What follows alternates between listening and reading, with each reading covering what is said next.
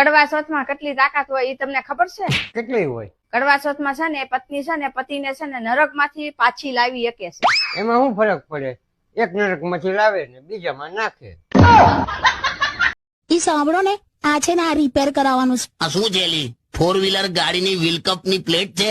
અરે લોટ દળવાની ચાયણી છે. હવે પેલી જાળી તૂટી ગઈ છે ને એટલે આ ખાલી સ્ટીલ નું આમ પેલું ચકેડું જ રહ્યું છે. આ બધું મારે રિપેર કરવાનું? તો તમારી મરજી. આજે કડવા ચોથ છે, આ ચાયણી માંથી તમને જોવાના જ મારે. છે ને? આની ઝીણી ઝીણી જાળી માંથી તમને જોવાનું આખું મહત્વ અલગ છે.